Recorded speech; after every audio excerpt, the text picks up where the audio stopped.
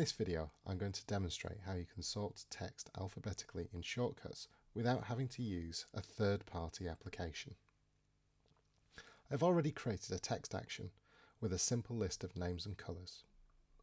The colours are separated by two consecutive characters, a comma and a space.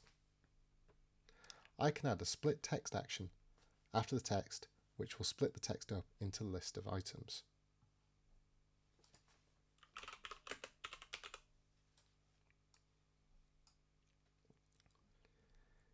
If I set the separator to custom, I can type in a comma and a space to be the separator.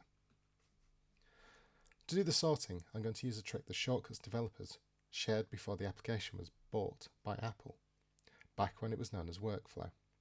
The trick is to know that the filter files action can be used to sort simple non-file items too.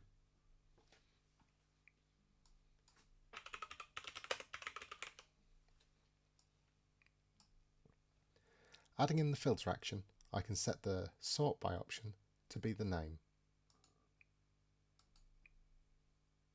and have the order set as A to Z for alphabetical sorting.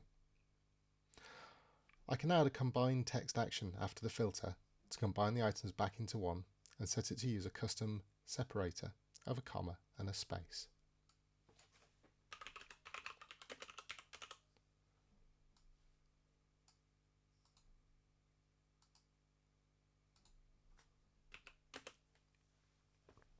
If I run the shortcut now, we see the simple text list has been sorted alphabetically.